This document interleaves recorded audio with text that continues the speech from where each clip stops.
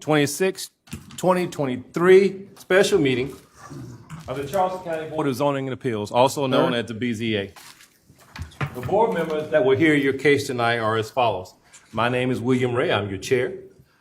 To my right, I have Mr. Jordan, Mr. Marchant, and Mr. Neal.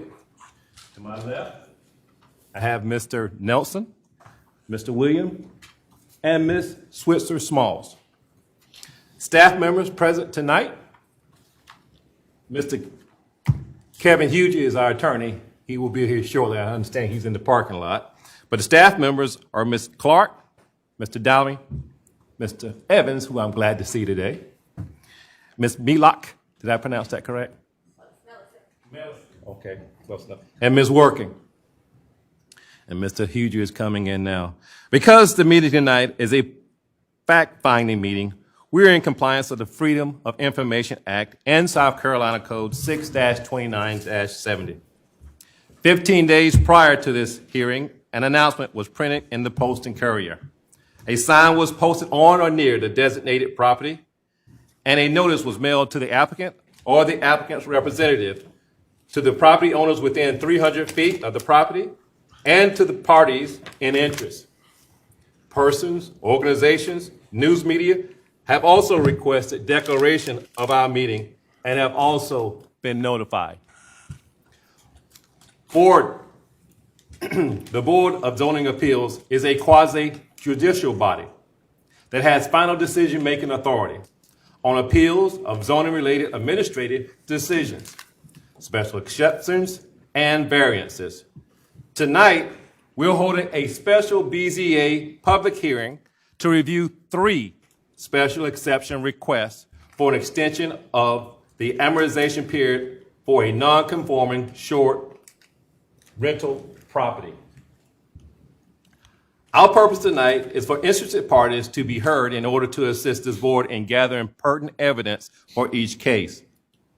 If a member of the BZA feels for need of further information to clarify a case, the board has the authority to subpoena witnesses.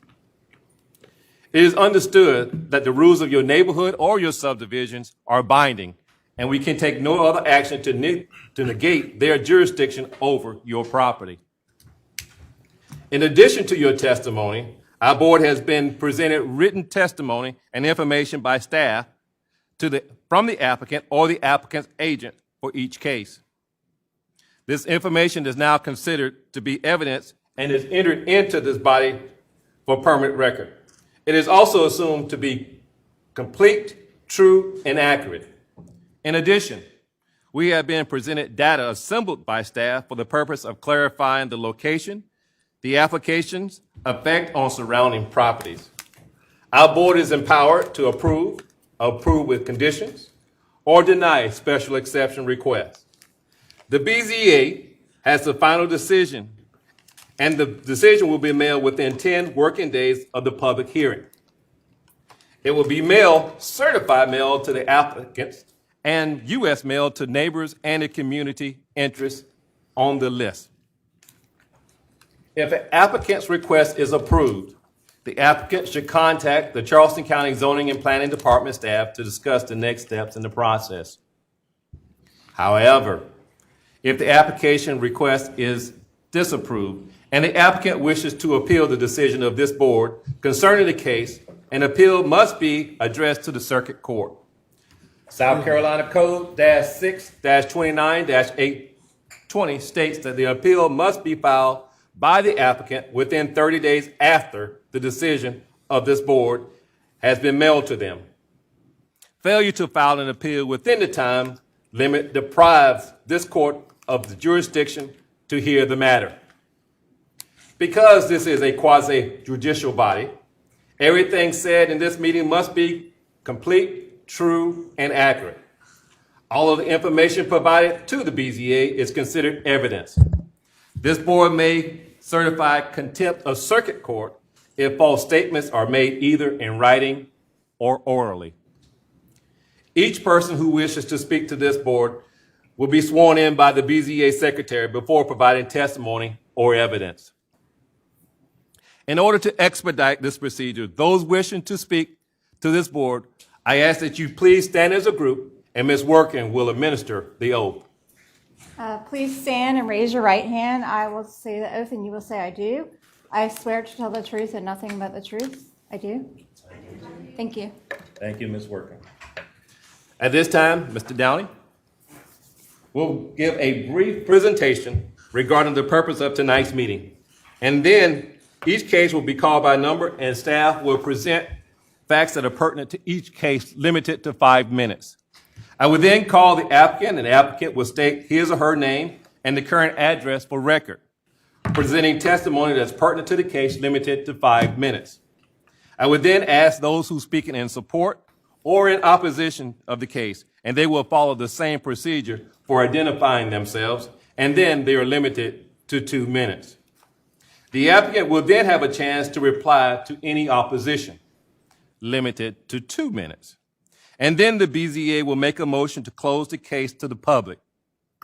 Finally, the BZA will make a motion concerning each application, stating specific facts of finding and conclusion of law. Tonight, we will hear, once again, 3 new business public hearing cases. Mr. Downey? All right, so good evening to the board.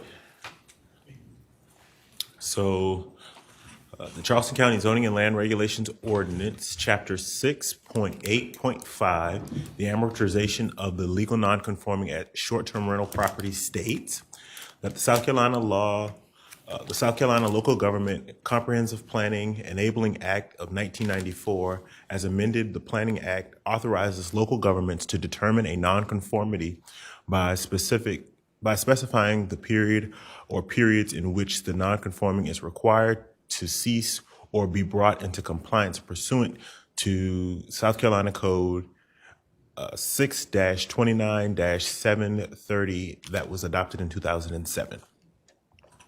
So the Charleston County Zoning and Land Regulations Ordinance, Chapter 6.8.5 states, therefore, if a dwelling was legally used as a short-term rental property prior to July 24th, 2018, the dwelling may continue as a non-conforming use pursuant to Chapter 10, non-conforming of the ordinance until July 24th, 2023, to allow for the recovery of the amortization and of the investment of the non-conforming use, after which the non-conforming use as a short-term rental property shall be terminated.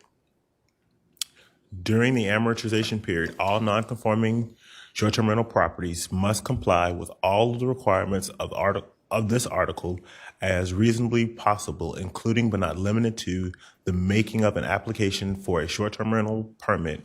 Exceptions may be made for restriction on maximum number of rental nights, special exception use conditions, owner occupancy status, or subject to this condition.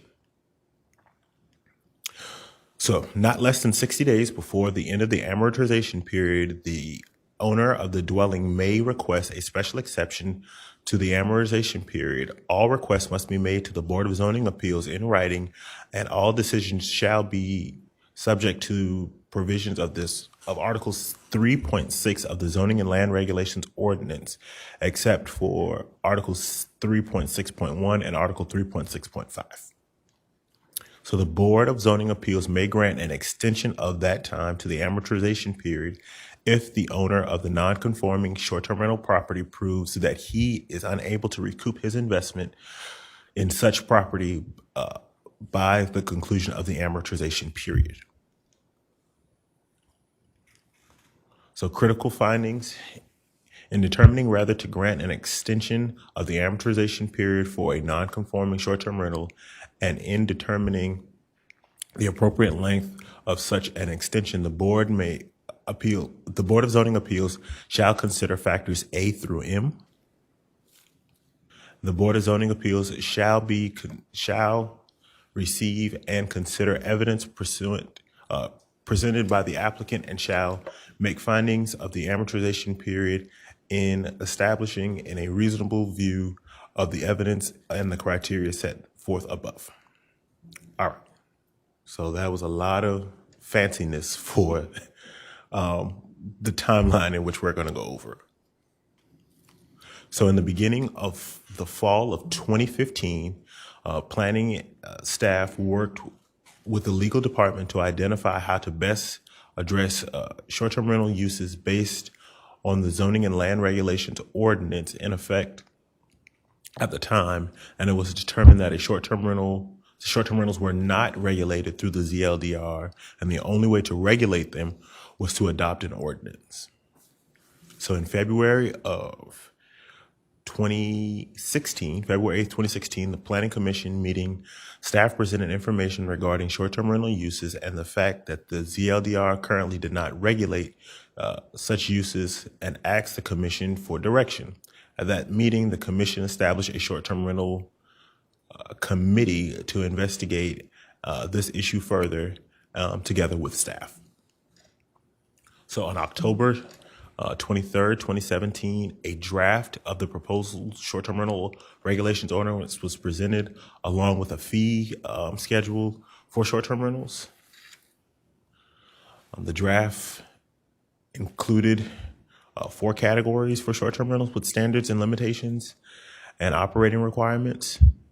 The short-term rental committee recommended both the draft fees schedule and the draft ordinance. And that was conducted on February 16th, 2017. So on March 12th of 2018, approval of the proposed short-term rental ordinance and the ZLDR amendments passed with a vote of 8-1, and the fee ordinance passed with an amendments 9-0, and that was at Planning Commission. So on May 31st, the recommendation approval to the ordinance to the ZLDR was passed with a vote of 9-0. And I believe that was at the county council level. And then the first reading for the zoning and land regulation ordinance at county council was read on June the 5th. The second reading was done on June 19th. And the third reading in which the short-term rental ordinance was passed was on July 24th, 2018. So on March 3rd, 2020, Charleston County Planning and Zoning Department sent 303 cease and desist letters to properties that were in violation of the short-term rental ordinance. In May of 2020, Charleston County discovered that there were several properties who were legally renting prior to the July 24th, 2018, and 3 of those properties filed a civil action lawsuit with Charleston County. On October of 2020, the civil action lawsuit was settled with the 3 properties, and the lawsuit, the amortization period was established for only those 3 properties for a period of 11 years. And those 3 properties can continue renting without having to, with only making an application and renewing that property zoning permit every year until July 24th, 2029. So in October of 2020, the zoning and land regulation ordinance was amended to apply to include Article 6.8.5, which is the section in which we're dealing with tonight, the amortization period for Section 6.8.5. Any questions? And by the looks of the confused faces, I know that there are some. Yeah. Who wants to start off? Mr. Williams, I'll let you start off. Sorry. Mr. Williams. Yes, sir. To the staff. So these 3 properties that had the lawsuit, is this what we're looking at now? No, These sir. Same properties or different properties? Those are 3 different properties. And those are 3 different properties. Mr. Neal. Thank you, Mr. Chair. I've got a few. So the pool of 303, we anticipate that the ones that are here tonight, ones in the future, will always be part of that 303. So the 300, I don't want you to confuse the 303. So the county realized that there were several folks who were not educated about the ordinance. Right. And so those letters were sent saying, hey, you've had almost a year and a half to come into compliance. Some of these properties were in that 303, but not all of them. I've got a couple of this. Go ahead. Maybe, Mr. Chair. The extension of time, was there any discussion in the Planning Commission or that workshop that started off outside of this 5-year that came out of the lawsuits, I would imagine, that the ordinance that got adopted or amended? Is there any extension of time as to say, are these going to be, or do we see this as a year? Does staff see this as a 3-year extension? Give me some feedback on that. So that extension was left as a determination to them to ask for a certain number of years. You will see later on tonight that staff has a recommendation in each of these applications on what we think would be a reasonable time period, along with what the applicant has stated. And then my last one for initially here is the non-conforming. Do you have categories of all of the non-conforming, or is it these people are not even applied for anything, or so they're doing too many days, or there's a list, a checklist that we can see for each property? So in the time period in which all 3 of these properties, there was originally 6 properties that had legal non-conforming permits, with the exception of the 3 that were in the lawsuit. So there were 9 non-conforming short-term rentals altogether. They had to come in and establish and show that they had been renting prior to the ordinance being in place, providing business license and documents and all that other stuff. That application had to be made to county staff. So there's not like a category. It was just, yes, either they were renting or no, they weren't renting prior to the ordinance coming into place. Does that answer your question? Or no? Well, I'm sure we're going to hear from applications tonight that we're going to want to know what is making them qualify as non-conforming. I'm trying to understand if there's categories that we want to look through so we can understand. So if we do pass judgment on something to give them an extension, we want to be fair that this person didn't have this, we want to give this extension. This group didn't have this, we want to be able to give this extension. Right. We all want to be fair to everybody, I'm sure. So the only portion that proved that they were non-conforming was that they had to show evidence that they were renting prior to July of 2018. All right, thank you. Thank you, Mr. Chair. All right. Mr. Marchant, I'll come back to you, Mr. Williams. Thank you, Mr. Chairman. Just following up on that last question, and I may just be confused, so I apologize. How could they not just become conforming versus non-conforming? I mean, what's the challenge here? So, why are we doing all this? All of these properties could not meet the conforming standards of the ordinance. All 3 of these properties are actually zoned AGR and all happen to be on Edisto Island. These 3 properties are all non-owner occupied, and in that zoning district, all of the properties have to be owner occupied. So the county said since they were renting prior to the ordinance coming into place, that's why they were given that legal non-conforming status. So this is really about occupation at the end of the day. That's really what this is about, right? With these 3 specifically, yes. That's helpful. So, I mean, if we were to apply the lens by which we approve or deny all these other STRPs other than owner occupied, there's really nothing different here.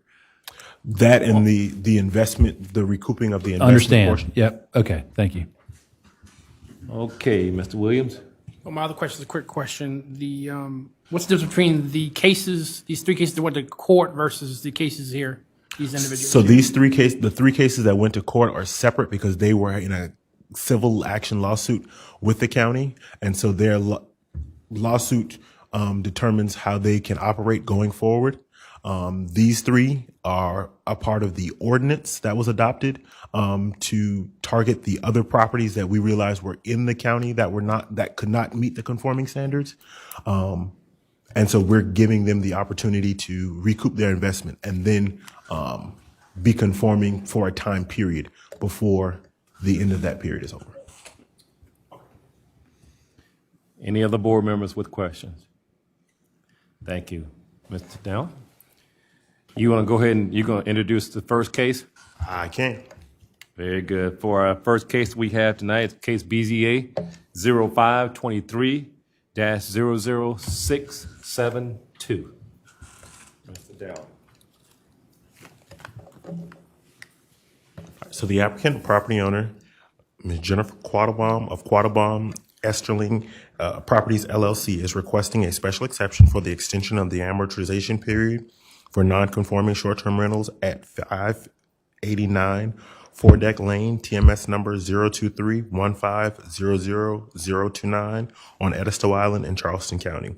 The subject property and all surrounding properties are in the agriculture residential zoning district. The property contains a single-family residence with 4 bedrooms that was constructed in 1993 per Charleston County records.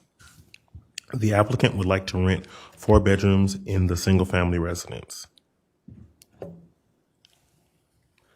The applicant received a short-term rental limited home rental permit in May of 2018, and on February 3rd, 2021, the applicant received their first legal non-conforming short-term rental permit. To receive the legal non-conforming short-term rental permit, the applicant had to provide documentation that the Planning and Zoning Department proving that the property had been rented as a short-term rental property prior to July of 2018. The applicant provided documentation such as tax records, business license. They renewed that permit in 2022 and in 2023. So here are the categories A through M to be considered with the application. In your staff reviews, that is on the iPad, each of these questions are answered by the applicant. And that is on page 13, beginning on page 13 in you guys' application and in your packet.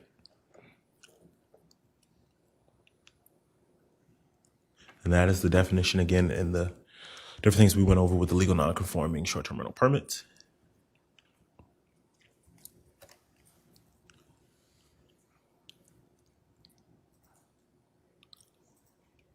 So that is an aerial view of the subject property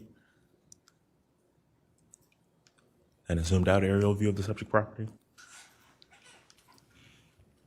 Staff conducted its site visit on June the 6th.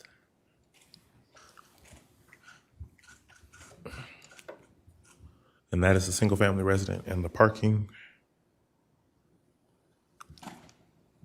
Some of the surrounding properties. Four Deck Lane, the site plan and the plat. And again, criteria A through M.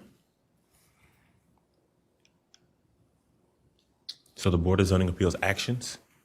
So the BZA may grant an extension of the time, the amortization period, if the owner of the non-conforming short-term rental permit property proves that they are unable to recoup his investment in such property by the conclusion of the end of the amortization period.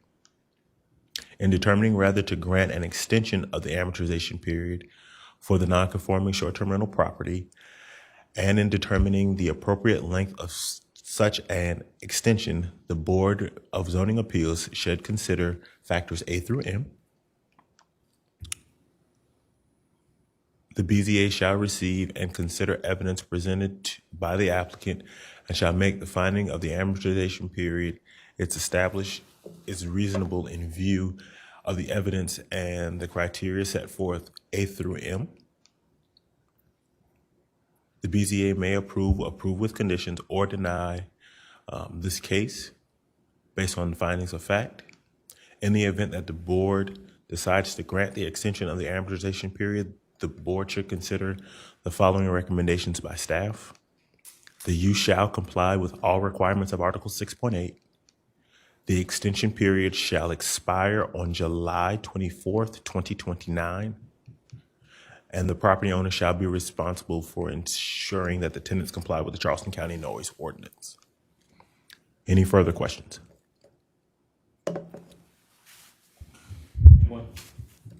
Anyone? All right, Mr. Neal. Yeah, I don't know if this is for staff or for legal.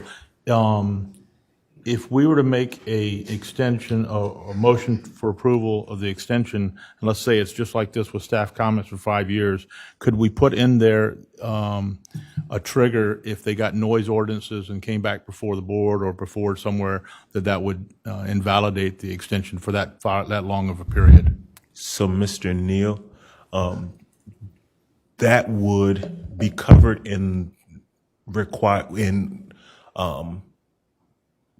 number 1, the you shall comply with all requirements of Article 6.8. So if a complaint is made with 3 substantial complaints, no matter what the short-term rental permit is, that permit can be overturned. So if they become a nuisance. When you say overturned, it would be invalid then. Correct. So if we gave an extension for 5 years, if they have noise complaints, they could yank it back. Correct. They still have to apply, they still have to meet other requirements. So the permit is just the permit, but if they violate the noise ordinance. That triggers other things. Thank you. You had a question? Just the 2029 date is just to be consistent with the other properties that were part of the lawsuit? That is correct. So when county staff talked with county attorneys, that is the happy median we came up with. Some of the properties that will come before you tonight, part of their A through M, they asked for an extension period of forever. And we didn't think that forever was something that we could do with the way the ordinance is written, that the time had to end sometime. So that was to be in lockstep with all the other legal non-conforming short-term rental permits. So a follow-up to that then, so for the settlement for the other properties, was that a settlement between the county and the parties, or was it a judge's order? That is a question I'm going to have to get some So help with. either you have a judge ordering something, or you have a settlement agreement where the parties agree to something, which becomes a judge's order.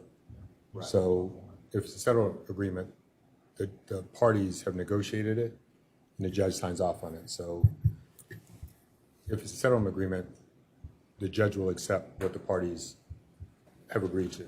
I guess my question then is, did it go to trial or was it settled? If it's a settlement agreement, it didn't go to trial. Okay, so it was settled then.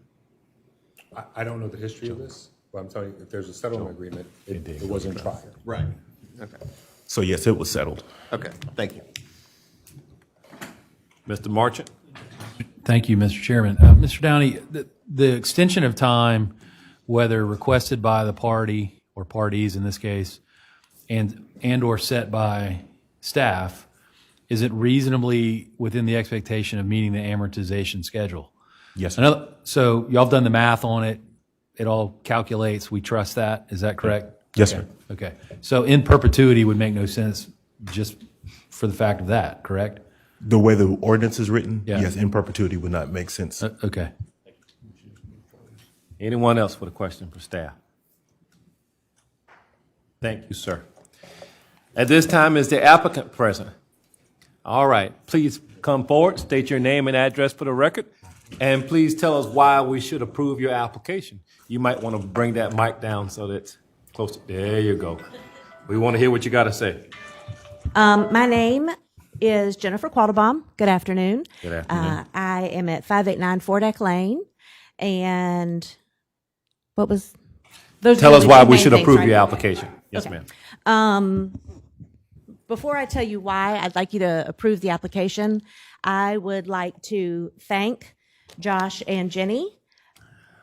You have got 2 superstar employees here. Y'all probably know that. We didn't know that until we started working with them. They have really guided us through this process. Genesis, I know, has also been very involved. I just haven't spoken with Genesis as much as Josh and Jenny. So I just wanted to thank them first and acknowledge publicly how helpful they have been. They have really been helpful. So thank you very much to them. And we'd also like to thank you for the opportunity to let us speak tonight. Short and sweet.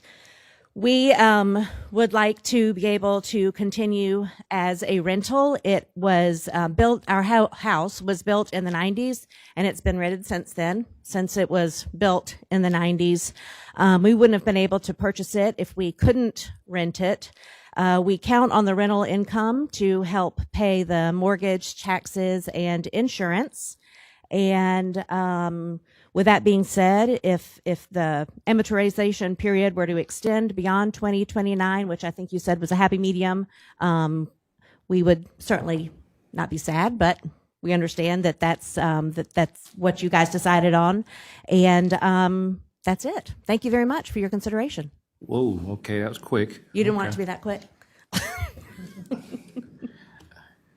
So, if you would, let me see if any of these board members may have a question or two about your application. Do we have any board members that has questions? Mr. Neal? Yes, sir. Let's fire away. And if you were to be granted this extension through 2029, are there plans to, what would you do after that? I mean, are you going to be able to be conforming or just sell the property in 2029? We would be able to be conforming in 2029. It would, after that, it would continue to help pay for the taxes and insurance. Perfect. Let's see. I have a question for you. So you never lived in the property or at that Correct. residence ever? Correct. Is there any particular reason why you just did it for investment purposes? Correct. I'm answering your question. Okay. Well, no, we did it for investment purposes, but even doing it for investment purposes, we don't rent it out a lot. We use the property frequently. We have 2 young boys, and so we're there now. We use the property frequently just as a family place to visit. Okay. Because in your response here, you say that you live at, We lived there during COVID. okay. All right. So, When our boys were out of school, that's where they worked. That's where we did school. all right. So when you're not there, where do you reside? Orangeburg County, Orangeburg County. Utahville, All right. Utahville. Good place. or Utahville, if you choose to say it that way. I'm from Orangeburg. I know. Okay. Any other board member has a question? I didn't want to monopolize the time. So do you feel that you will stay in compliance during this entire time if Yes, the sir. board grants you that? Yes, And you believe also that you will be able to keep the noise ordinance as well or maintain that?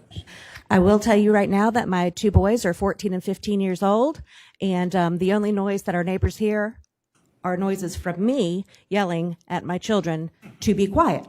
Okay. So the answer is yes. Okay. So let me narrow this down a little bit. Yes, we So can I'm do that. more or less concerning the people that come in.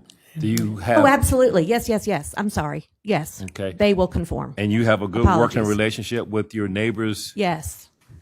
My husband went to college with them. Okay. College roommates, actually.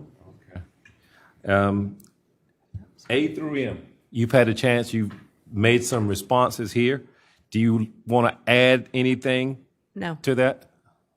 Because you have some places where you have this not compatible. So, okay. Any other board? Chairman, yep. Yes. We typically ask this question, so maybe others will hear it while I ask it now, but do you use a third-party agency to rent your home, or We do. We use Vacasa. Okay, thank you. You're welcome. And they have certain criteria and Yes. rating systems and all those kind of things? Oh, yeah, yeah. Yeah, you get Absolutely. rated, your tenants get rated, things like that? We do. Okay, thank you. And we read them. We read those reviews. Okay. Anyone else? I had one more question I wanted to ask, and I was trying to find it. You said that you have a shortcoming, where is it? Starts with B, the amount of property owner investments of non-conforming short-term rental prior to July 24th, 18. You got 96,000 roughly. How did you come up with that amount? Our accountant gave us these numbers, helped us with these numbers. Okay. Yeah. That's a good answer, but how do you defend that? Just tell me your accountant does it, doesn't tell me. I would Much. have to call them. I'm sorry, I don't have an answer for that. Okay. All right. And then your cost of 102,000. Can you tell us how you came up with that amount? What number is that? That's item D.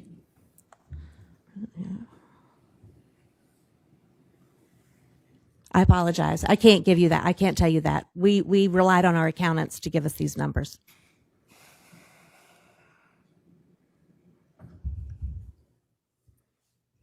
Okay. All right. If no other board member has any question, thank you so very much for your testimony today. Thank you again. Thank you Yes. for your consideration. Okay. Thanks again to Josh and Genesis and Jenny. Thank you. Do we have anyone else to speak in favor of this application? Do we have anyone else to speak in favor of this application? Do we have anyone to speak in opposition to this application? Do we have anyone to speak in opposition? Okay, very good. Seeing none, this case is closed to the public. And at this time, I'll have any discussion or questions that from staff that you, board members, that you may have. We have any questions of staff? All right, then I need a motion to either approve or deny this application. Anyone want to start off? All right, I see Mr. Marchant there. You want to take a stab at making history here today? Sure. Thank you, Mr. Chairman. In case BZA 05-23-00672, I move to approve the application and also incorporate 3 recommendations by staff as stated. Second. Okay, I have a motion that's been properly moved, and it was seconded by Mr. Nelson. I mean, not Nelson, Mr. Neal. I go by anything you want to call, Sheriff. As long as I call you, right? Thank you, I apologize for Sure. that, Mr. Thank you. Neal. Any discussion? All right. I'll say one thing. I think we should be, and I think this board will always be very consistent. So I think we're laying the good groundwork here.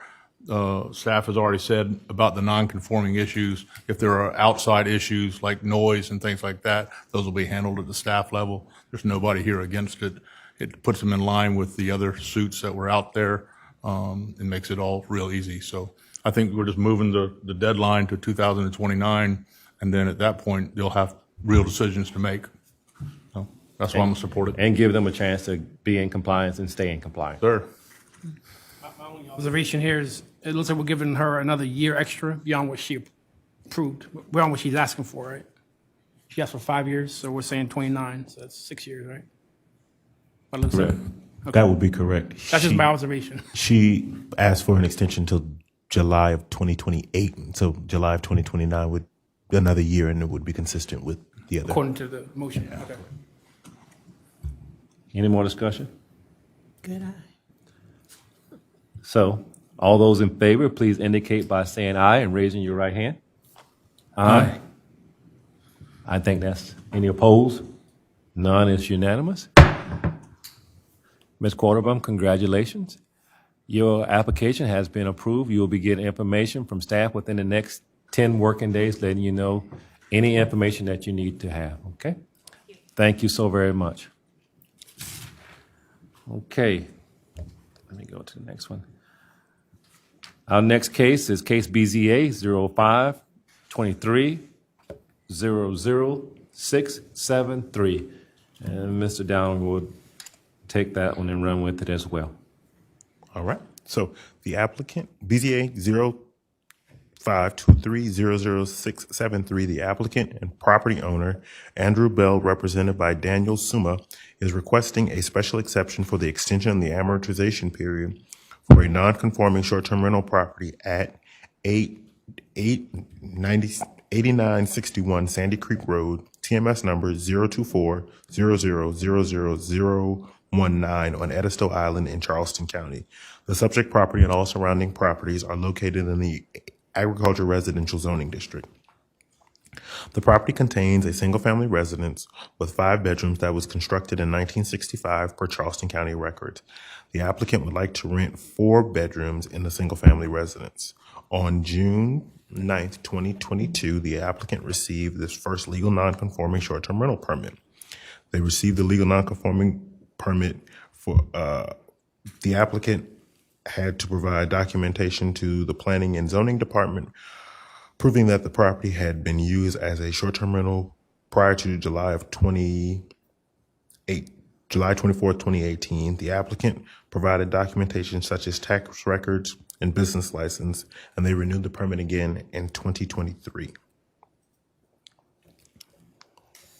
So again, that is requirements A through M.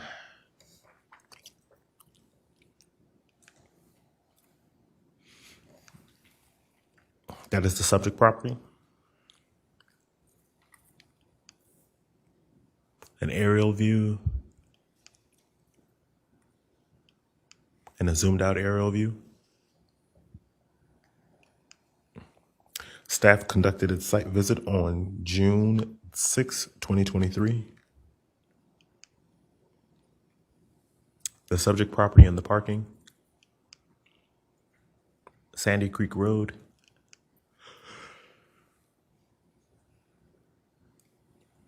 the site plan, and the plat. Again, requirements A through M.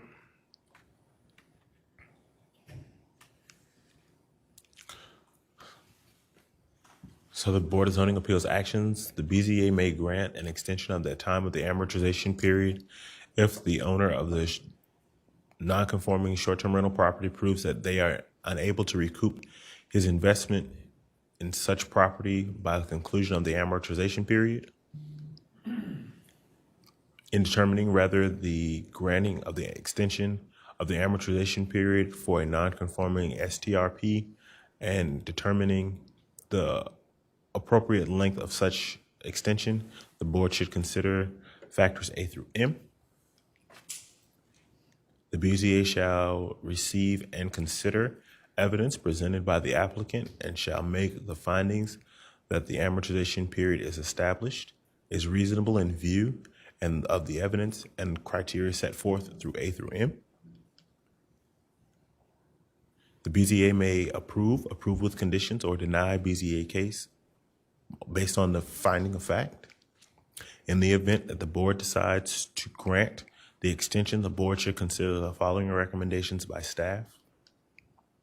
The use shall comply with all requirements of Article 6.8. The extension of the amortization period shall expire on July 24th, 2029. And the property owner shall be responsible for ensuring that the tenants comply with the Charleston County noise ordinance. Any questions? Yes, sir. Mr. Neal. Mr. Neal. Thank you, Mr. Chair. I'm looking at the slide, I think it's slide 6, the aerial view. I think we're going to be seeing some, or hearing some comments from neighbors, and the application says they're 200 feet away from anybody. And I was wondering if staff knew, before we hear from the applicant, is the dock in use, and where's the street that they're talking about, increased speeds by tenants and things? So just trying to understand. It's the aerial view of, I'm looking at 6, that one right there. The dock in use, I'm not sure if it is on the applicant's property or not.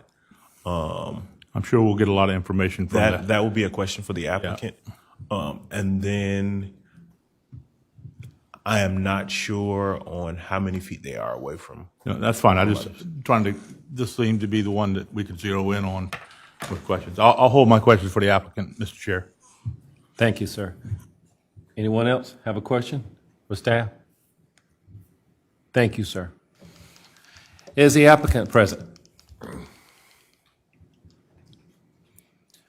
Very good. Please state your name and address for the record, and please tell us why we should approve this application. Are you representing the applicant, or are you the applicant, sir? I'm Daniel Suma, representing the applicant.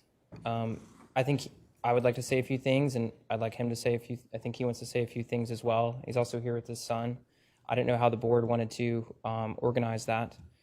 He'll get a chance. Just please go ahead and state your name and address for the record, and you can start. Yes, sir. My name is Daniel Suma. My office is 3 Broad Street, number 301 in Charleston. And I'm here on behalf of Mr. Andrew Bell. Please tell us why we should approve this application, sir. Are you an attorney? Yes, sir. Okay. Please tell us why we should approve this application. I think the board should approve the application because it meets the criteria A through M in the application. Mr. Bell, very similar to the last applicant, I think that he would love to not have to rent this property in order to afford it, but he's lived there, or he's had the property since 1996. It's a very special place for him and his family. They've had a lot of memories there over the years, and they would like to not have to rent it, but they've had to in order to afford it. And absolutely, they have not recouped their investment on it thus far. I think that you look at what we've submitted. It is accurate with a couple things that I'd like to change. The third thing where it says investment, how much investment have you realized? We would just substitute that with the amount of revenue that's in number A. His accountant was a little bit confused at that, and obviously I think that speaking with his accountant, realize is most commonly used in the context of capital gains. So obviously he hasn't sold the property or anything like that, and the revenue is just as stated on the application. And so I think that he's been there for almost 30 years. When he moved there was about 2 people on the island. The causeway that's spoken of by some members in opposition, he pays about $1,000 annually to maintain that, and he has been paying it ever since the 90s. I know that some of the people have complained about the speed on this causeway, and I just want to say on behalf of Mr. Bell, I'm sure he's going to say it too, that he wants more than anything for people to obey that. It's technically a private road, and there's not technically a county speed limit on that road, so that residents got together and they put those signs out there. He absolutely wants everyone to abide by that speed limit. The application that they give to their tenants says in 3 places, please abide by the speed limit, please abide by the speed limit, please abide by the speed limit. I do suspect that some of the incidents mentioned in the oppositions might have been in the past. And I think that Mr. Bell is a very, very responsible renter. There was one issue where some tenants took a kayak and got stuck because they didn't understand. They're from the upstate. They didn't understand how tidal waterways work. And Mr. Bell, in response to that, he took away the kayaks, and he doesn't let renters do it. And there's been renters who come every year. And it really is a place for families. It's not on that picture, but I mean, a huge portion of this property is a playground. There's a jungle gym, there's a tree house. It's really for families to go to. It's not attractive to someone, to party groups. And I think most importantly, he made the decision to not even rent during periods where there might be people coming in and causing trouble. He doesn't rent during prom season. He doesn't rent during spring break season. And that's because out of respect to the other people on the island. He's a little bit disappointed that these residents hadn't voiced a concern with him about his tenants until we've come here and they saw that sign and sent that email. He provides his number to them. His son is very active. If they hear about something going on, they would drive down there immediately to stop it. It's a little bit disappointing to have people just not say to him as a neighbor, hey, this is what's going on, and rather do it this way. But I absolutely believe that he wants everyone on that island to be happy. He wants people to obey the speed limit, and he does not allow parties. Parties are not allowed in his application. If they think it's going to be a party, they don't let them come. There might have been some incidents in the past, but I feel like he's addressed them. And so now he's ensuring to the best of his ability to make sure there's no further issues. So I think he's a very responsible renter. And I'm happy to answer any questions y'all might have. And obviously, I think that him and his son would like to speak in support. Very good. They will get that opportunity to speak. And so we do have a few questions, and I will start off with Mr. Marchant. He has a question that he'd like to ask. Thank you, Mr. Chairman. Thank you for your testimony. I think 3 categories that we would probably want to hear a little more about are J, K, and L, which relate to non-conforming use of the surrounding area, safety, and compatibility with the surrounding area. I'm pretty familiar with the island. I've been out there a few times. I used to have a family member that owned property out there 30 years ago, and I know the geography, but what I don't know is the makeup of the residents out there. So could you talk a little bit more about how this property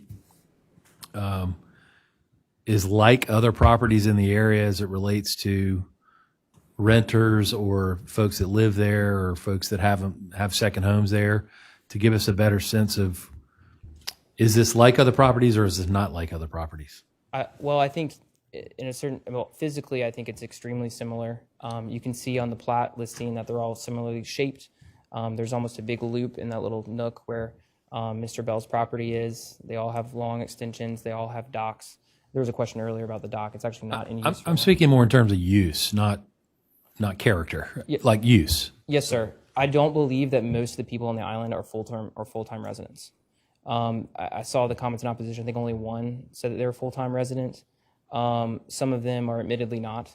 Some of them live in Columbia primarily. I think that for most people, it is a second home, and it's been that way for a long time. I think that it's a beautiful, stunning place. I think people, might see it as a retirement in the future at some point. But I do believe that most people are not full-time residents. I think Mr. Bell probably would be able to speak to that more. Do you know if anyone else rents property out there? I don't know either way.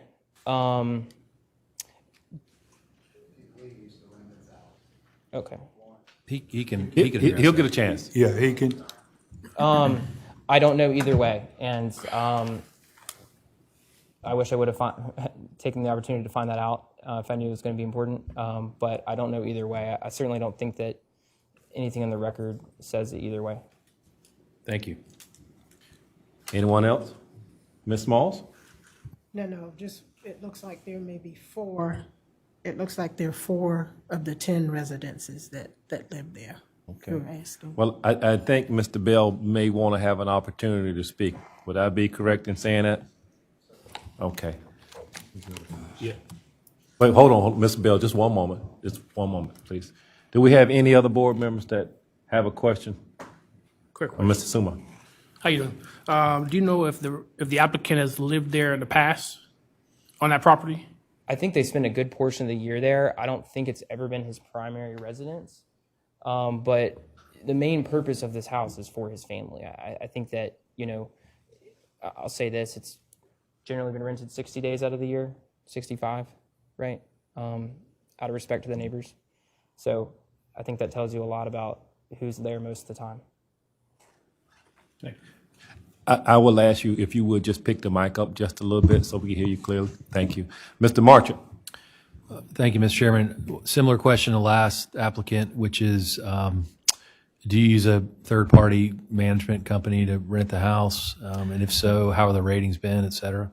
So my understanding, based on my conversation with Mr. Bell, they used to use one of those companies, but they actually feel like they can do a better job of vetting potential tenants with Airbnb. So they have direct interaction with those folks. And I think that's very responsible on his part. I think there had been some renters that, something wasn't great in the past. And so they've chosen to do Airbnb so they can personally vet every single person that comes.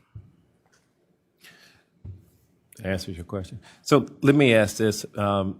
Where does Mr. Bell reside, or who's the closest to this resident? If there were anything to happen, who would be that person to respond? Two-part question, I guess. So they're going to have a better answer to that. If I were to guess, I would say that Mr. Bell lives downtown. Okay. And then Tyler lives in the city as well. But I would assume you would have neighbors and friends. So it needs to come from you. That's why I thought you would be able to have that answer. Then, Mr. Bell, whenever he comes up, we'll ask those questions again. Sure. And if you don't know, just say you don't know. They live downtown. But I think there'd be neighbors that would be willing to pick up and help him out if there was something. Any other board members have a question? Thank you so very much for your testimony. Thank you. Mr. Bell, I'll give you this opportunity now, sir. Is there a question? I just wanted to say that I was born and raised in Charleston. Mr. Bell, before you start, please, would you just I'm sorry. please start off by stating your name and your address, please, for the record? Andrew Bell. I'm at 156 Rutledge Avenue, downtown Charleston. Okay. Thank you, Mr. Bell. Tell us why we should approve this application, Mr. Bell. Well, I'm from a family of 10 kids. And my parents were able to give us an education, and that's about it. Let's go out and work. And so I learned how to work on old houses and stuff like that. And my wife, who's also from Charleston, has been at CPW for 35 years, and we would love to not have to rent it. but it's just not financially possible. We don't have deep pockets, and we have to rent the house to maintain it. And then, like, incidences like the taxes keep going up and stuff like that. And I've worked to take care of that whole island ever since I bought my property. There's a Episcopal pastor that built one of the first newer houses in there, because it was only our house and then the Tupper's house. His parents, Jamie Tupper's parents, were there, and we started preserving the cause. The causeway was in bad shape. That's the one people complain about speeding on. But I've worked for 28 years keeping that causeway going, and whenever money's asked for to chip in, I do that. And Way Camp started a program where he asked all the neighbors to chip in, and he'd send out a letter saying who gave what, and I was always in there with my money, and so we're pretty much the reason there is a causeway. And we just our kids have grown up there going there. And we just rented enough to try to make the money to pay. Like 1 year, the taxes went from $3,500 to $7,000. And I said, how can you double the taxes in 1 year? And the guy said, I can't help you, Mr. Bell. Everything's, getting more expensive here. And now just the taxes are over $10,000. I mean, if you're not, like I say, I'm 69. I got Parkinson's, and I still physically go out and work. And my wife's still at the CPW. And we would love to, if we had deep pockets, we wouldn't rent it. But, it's been like a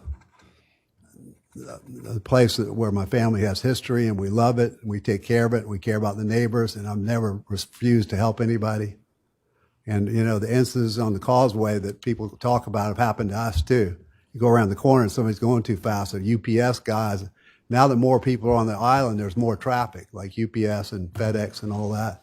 So those instances, we try to keep it to a minimum, and we try to tell people, obey the speed limit. We don't rent in March for spring breakers, and we don't rent in May for proms. Because years ago when we had trouble, it was where the parents would call and say, oh, it's just a family thing. And next thing you know, we got a prom party. And I'd go out and kick them out. So I'm just, I try to be responsible. I've been on the island longer than almost anybody except the Tupper's parents. And I was the first one out there, and then my neighbors all moved in, and all of a sudden, I'm being targeted because I, don't have the funds to keep it without working and renting it. So that's all I wanted to say. I mean, I just think the fair thing is to, as long as I'm not causing trouble for anybody, I think they should, let me keep renting for the extension at least. Okay. And my son might have a thing or two to say on that. Well, just hold on. I think I'm sorry. this board has Yeah. a few questions for you. Okay. Thank you. That's a very good testimony. I like that. Well, it's just- well, no, that's good. It's coming from your heart. That's where it needs to come. Thank you. So Mr. Marchant is sitting over here in my right eye, and Mr. Neal too. And I want to give them an opportunity to ask you a question. Okay, you all right with that, Mr. Yeah, Bell? yeah, I'm okay. I'm Okay. just, Mr. Neal, if you would please proceed. Yeah, thank you, Mr. Chair. I've got a couple quick ones. Who is the primary manager of the facility, since you don't have a operating company? Oh, it's Is it you? Is it your son? Is it your wife? well, Is it one my, person? My son handles it now through Airbnb. You're talking about the rental? Yes. It's done through Airbnb. So Airbnb, I thought they said it wasn't done by Airbnb. Airbnb is handling the property now? We took it away from Atwood, and then we started with Airbnb, a few years back. Okay, And so Airbnb. Yeah, I think you got it. Yeah, Airbnb is how it goes through, and there's our tenants can never have had a complaint. Okay, that's fine. Airbnb, yeah. That's fine. I was confused on that. So Right, then yeah. my last question then, I'll skip down to it, is in the last year, have you had any comments, or your wife or your son had any contact with any of the neighbors that have stated, hey, we've seen problems, your people were loud the other day, last month have you had any comments in the last 12 months that you can recall from your neighbors having any contact with you? No, not really. And if they did go me, I'd take care of it right away. But no, nobody's close to me. The lot on the right side of me is an empty lot, and then the Kimball is bought the house on the other side. So I really only have one neighbor that's close at all. All right, thank you, Mr. Chair. Okay, anybody else on the right while I'm looking that way? And Kimball said he didn't have a problem with me renting. That's my next door neighbor. Go ahead, Mr. Marchant. Chairman, thank you, Mr. Chairman. Mr. Bell, thanks for your testimony. I just want to follow up on Mr. Neal's question because I think sometimes when signs get posted, folks come out of the woodwork and hide behind Yeah, exactly. an email, right? Yeah. So again, do you feel like the letters in opposition to your request for extension are warranted? Is this the first you've heard of these complaints? Because that gets to one of the criteria, and we need to make a Right. good judgment here on the board. Yeah, I mean, I think that people, everybody's going to run into somebody doing that, and we try to make sure it doesn't happen. And they're like people that have became, like when Way Camp was there, he was kind of the mayor of the island, and everything would go through him. And when he left, a guy named Craig was like the mayor of the island. And then George Brown's an attorney from Somerville, and I think he's living there full time now. And if any problems, people, they usually don't come to me. I don't really know the neighbors except for passing them on the causeway. But George Brown, if there's any issues, he contacts me, and we take care of it right away. And like I say, I want everybody to be happy on the island too, because I don't like it when people are speeding. And plus it makes the causeway where you ruffle it. Like I say, we put so much shell sand, you wouldn't believe how bad that causeway looked when I got my property. And Way and I worked hard to keep it, and I've been working ever since with, we used to get the Fisk brothers to come out and spread the stuff, and we go out there and show them the low areas. And, I've worked on that place for almost 30 years. And I think with more people on the island, you could get more people, and they're not all people that, connected with me, because we put 3 or 4 times in the agreement, obey the speed limit, please. So, I think that somebody organized this group, and because before George Brown said nobody's coming to that meeting to oppose you, and then all of a sudden this happened, and I'm like, what? So this came out of the blue. This is like a blindside to me, sucker punch. Thank you. So like I say, I want everybody to be happy. Life's too short for all the fighting and stuff that people do. Mr. Williams, did you have a question, sir? Well, yes, sir. My only question, and this might be premature in asking this, but you said on your application you asked for indefinite approval. Would you be okay with the extension to 2029? I'm fine with the 5 years. I can see where they say they can't do it forever, but the 5 years is fine. That's what I was wondering If we about. can do that, yeah. I'm not, like I say, the only reason I even rent it is to help pay for it. And it's just, we just don't have the funds. My wife works hard, but CPW, she's an IT person. They make okay money, but you know how fast money goes out. I'm sure all of you know that. It's just hard to keep up. I guess the idea is that you'd have to have it become conforming after that time. At that point, yeah, I guess I'd cross that bridge when I come to it, but I'd at least like the 5 years to prepare myself for what might happen in the future, because I know you can never know what's going to happen. Ms. Smalls? Can you address, I guess, some of the concerns were renters that are coming with multiple boats, and apparently your causeway is dirt and gravel.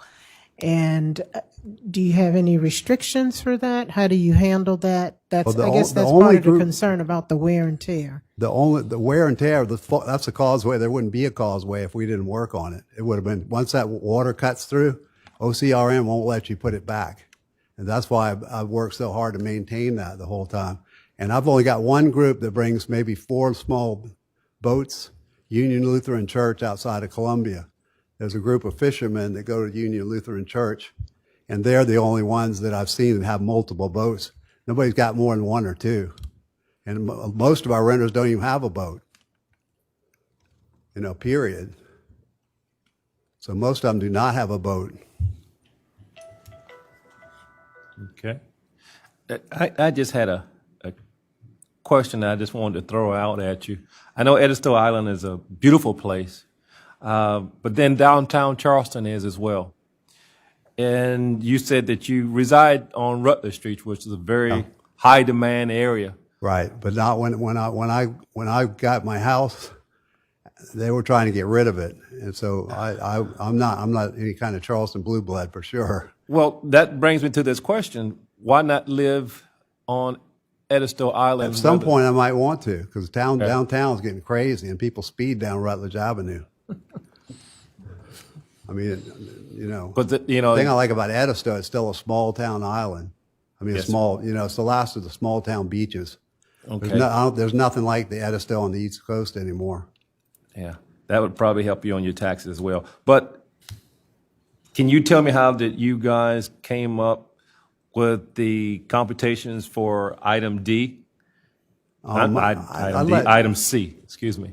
My accountant handled all that. He keeps, my wife, I can't even turn a computer on, so I know nothing about that stuff. But my wife gives him the information, and then he takes care of it from there. So, and the questionnaire, I didn't even understand half the stuff on there, so my accountant helped me fill out everything. So he actually filled out that, so that's why I don't know. I rely on my wife and the accountant to take care of stuff like that. Okay. All right. Anybody else have a question? Thank you, Mr. Bell, for your testimony. Thank you today. for your attention. Like I said, I wish I didn't have to rent it, but you know, got to do what you got to do. Okay. Do we have anyone else to speak in favor of this application? Yes, sir. Please state your name and address for the record and tell us why we should approve this application. Hey there, I'm Tyler Bell. I live at 83 Cypress Street in North Central downtown. I've also grew up out in Edisto since I was 5 years old. We've had that property.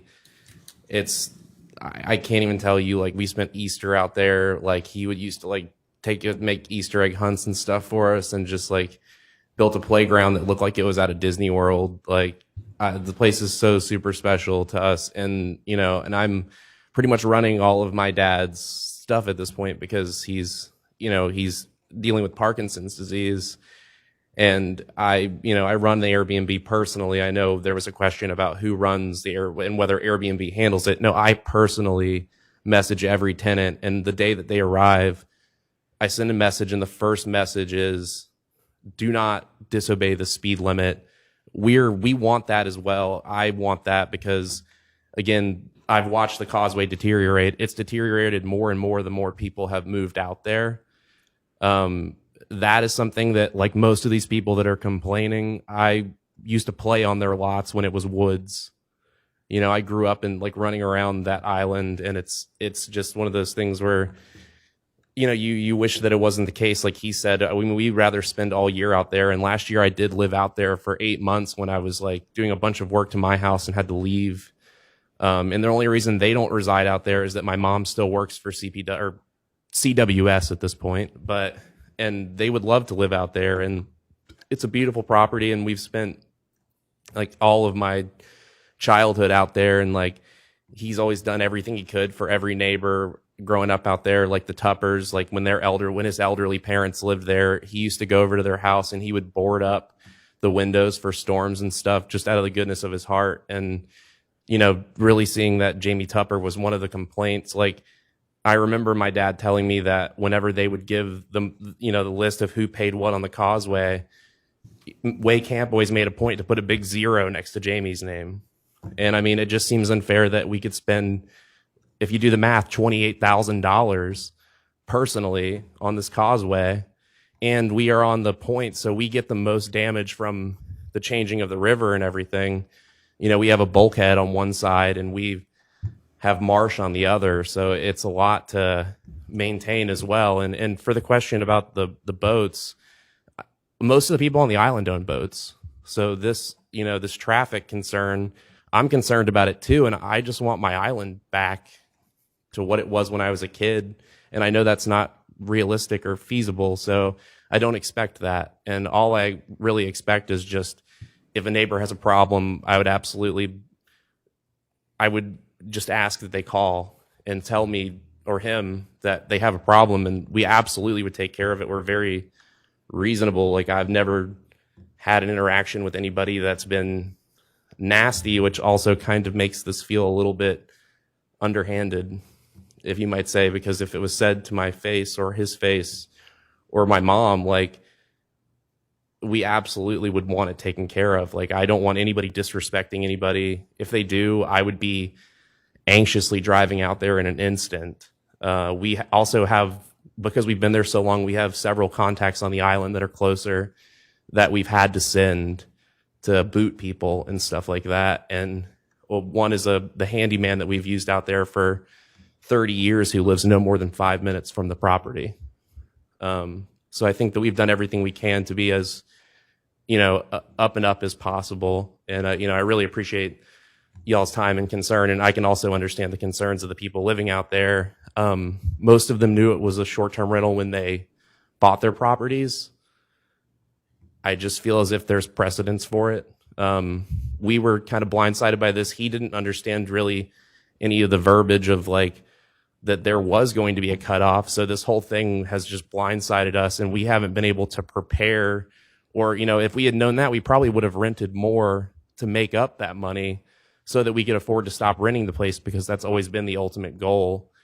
I've debated moving there myself to quell this, but I work downtown Charleston, and the commute, as you all know, has gotten absolutely insane in these last 10 years. And I'm born and raised here. I just want to see everybody happy, and I'm happy to go to whatever the ends of the earth just so I can watch my elderly father not have to get rid of this place that I talking about it is what, potentially having to get rid of it because we can't afford it if we can't continue to at least rent through this 2029. And that's the reason we asked for in perpetuity, was because. Okay. Let me ask you another question here. Yes, sir. In item A, what is your biggest expense? I know your dad had the accountant to do a lot of the work, but then get your hand on with doing a lot of the work and maintenance on the property.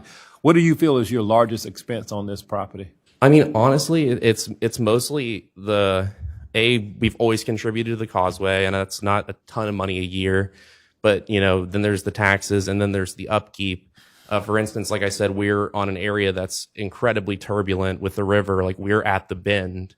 Recently, our bulkhead that he built 30 years ago just gave way at the tip, and we lost a lot of property, 10 feet so far and counting, because we don't have the money to put the bulkhead back. And these rentals help pay for us to be able to do that. We don't have a dock right now so we have our dock is just fenced off and no longer in use, which we've lost out on rentals because of that too. And a lot of this has to do with the fact that we did used to rent during spring break, and we did used to rent during prom season, not with the intention of renting to said people, but merely with the intention of we need to make money to maintain this place. Okay. So when these complaints arose the first time via George Brown, who's the island mayor, and no names were given of who these complaints were given by, to us at least, we did everything we could to stop it. And I mean, if you could subpoena my text, you could go back and see that I had these text threads with my mom and dad being well, we can no longer rent during these times and these times because we don't want anybody on the island that's let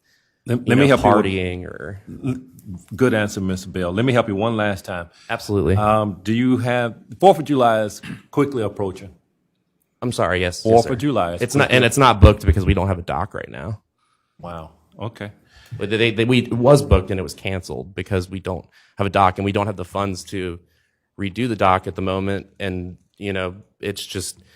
We're in a pickle, and it feels very underhanded that we're had these complaints arise, and it's just I would have loved to parse this out person to person. I know some of the people that have complained. One of the people that's here, okay. We've had an exchange before a few times, and it's been pleasant beyond Well, we've seen the letters of complaint, and the board has made note to that. Let me see if anyone else has any questions. I didn't mean to cut you off. But no. I have one quick one. Go ahead, Mr. Neal. Yes, sir.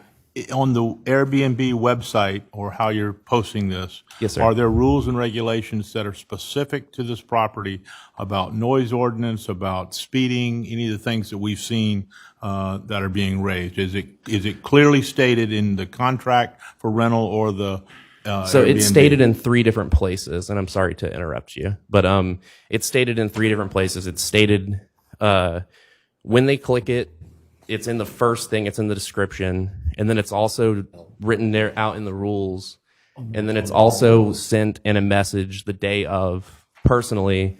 And it's this whole spiel about welcome to our home, away from home. Please respect everybody. The first bullet point is do not speed on this causeway. Okay. All right, thank you. Yeah. That's good. Mr. Hughie? Mr. Neal, I just want to point out that, Yes, sir. no, speaking to the board, your request is completely appropriate, so please don't take this the wrong way. But the board's jurisdiction is just about whether or not to grant the special exception. There are other entities that will enforce things like noise and speed and those things. So those issues are not before the board. I understand, and if I may follow up, I was just asking to understand, because we're probably going to hear testimony, Sure. people stating that there's nothing said, there's no one on site, and I was asking just for a clarification from my standpoint. Yeah, But and- duly noted, I understand. Yes, sir, and I'm not, that's fine. and I would point out to them as well that the board does not have those police powers. All right. Anyone else? Mr. Williams? Yes, Good sir. evening. How you doing? Good. My question is, because you do the Airbnb, you manage that, right? Yes, sir. Have you gotten any how long have you been managed it? How long have you used the Airbnb? Well, I think it was 2017 or 16 or something like that we switched over. I'd have to look back through the actual app, but we just like how it works is, obviously we get the request, and then I've turned on about everything you can to sort of like vet people, looked at their previous reviews, made sure that it's not something that is like a brand new profile, or, honestly, one of the biggest, red flags is like if someone's like, oh, this is for a church group or this is for that. And I know it's like, we've even shortened how many people we could have, because initially we had it up at 12, and we've shrunk it to 8. We've done everything we can to try to be ideal neighbors, and like I said, our information is available through George Brown. So if any of these people had a personal gripe, I would have loved to hear from them personally in a neighborly fashion instead of with a knife in the back. Okay. Thank you. Any other board members have any questions? Very good. Mr. Bell, I thank you so very much for your testimony. Thank you. I today. really appreciate it. Yes. Do we have anyone else to speak in favor of this application? Do we have anyone else to speak in favor of this application? Very good. Do we have anyone to speak in opposition to this application? Yes, ma'am, I see your hand. Please come before this board and come to the podium. Please state your name and address for the record, and you may want to pull that mic down just a wee bit there. Got it. Very good. Thank you. My name is Jill Moylan, and I live at 8955 Sandy Creek Road. I want to say that I respect Please address all you. questions to the board. Please address the board now. Say that I respect the applicant and his family, but I must correct some misrepresentations that I have heard in their testimony. I do have figures from the $1,000 a year contribution to the causeway. In fact, it's been $500 in January 2020. The next payment was March 2021, $500. The latest payment was March 29th, $500. I also take exception to the representation that he doesn't check his email. The email on the very causeway request for funds that came out today to every resident of Big Island is the same email that I emailed him at, and I think you have a copy of it, so I don't think I need to read it. When I lodged a complaint. If you haven't read it, I'll be glad to read it quickly. And it was courteous. It was not stabbing in the back. It was factual. Andy, please forgive this intrusion on your weekend. I want to thank you for the tenants who have been on Big Island lately. They have been careful drivers and pleasant. While walking the causeway a moment ago, I was very nearly run over by an older model blue SUV driven by a young man who told me he was working at your house. Now, this is weird, but it's factual. I was around a curve near George Brown's place, and I would imagine he was going at least 45 miles an hour. We heard him approach and were trying hard to get our dogs and ourselves out of harm's way. Bottom line is he told me he was hurrying to report a crime at some gas station. That didn't exactly make sense, and I hope folks coming on the island to work or visit have more sense than he did. I wanted you to know. Again, apologies for the interruption, but that was really dangerous. I mean, that's about as courteous as you can be, but yet they're giving me no credit for ever having made a complaint. So this is definitely not behind their back and backstabbing. This is a search for some mutual respect with them and with the people who live on the island. It's really difficult because we are there every day dealing with the speeders, dealing with sometimes noise, although that's been much better lately. I'm not right up against their property the way some other folks are on Big Island, but I don't have not had a problem personally with noise. But it just really offended me to hear things that I think are misrepresentations about issues that are so important to people who live in this neighborhood every day. I too am a up by my bootstraps girl. I'm not a deep pocket person. I worked for every penny I had, and I am in my dream place. I really, I did build a big fence at significant expense around my house because I didn't want my dogs to run out and, attack somebody who was walking by from the party house. And by the way, when we first looked at our lots, the first thing I was told was, oh yeah, the party house. That's how it was fondly known. Okay, sorry. That's okay. Well, I wanted to wait till you took a breath before I interrupted you. I did. Yes. It was all I could do to sit there, though. And Well, I'm glad you were able to get that off your chest. Very Thank good. you. So let me see if any board members have a question for you. Anyone? Yes, sir. Could we pull up that aerial, because I understand if her house, if she could point out or describe on this Sure. aerial which house is hers, but I have a few related to that Yes, sir. question. Just so I can understand. 'Cause it looks like you wrote a couple of letters in opposition or follow-ups or One had something. something that had an error in it. No, that's fine. And I wanted to make sure I did not misrepresent. No, we appreciate every bit of feedback. Without it, that one would work too. That would be fine. So which lot I am lot on this diagram? Which lot are you? 23. Oh, on that one, I don't have that. Yeah, 23. 23. So there's two lots between. I own them both. I own 23 and 24. We bought 2 lots to build our house on, unless they have now been put together by the county, which could be. Well, they usually can't. Y'all do have that. to. Your comments in here. What you said that you're collecting the money. What is your role for the island, or what is your role with the collecting of the money? You said you sent out the bills yourself. No, George Brown, who was referenced but is not here tonight, he sends out the emails. And so he sent out an email today. And I just asked him over text while they were testifying, is it true that he pays $1,000 a year? And he said, here are the last items that I, had in my book. So clearly not. So my question is, you're not the accountant for the group. I am You're not not. the one.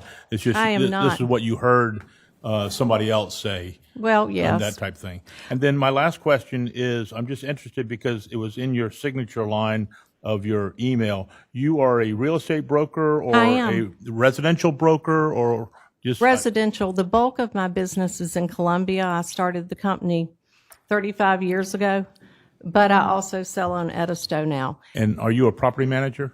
No. Thank you. If I could say one other correction,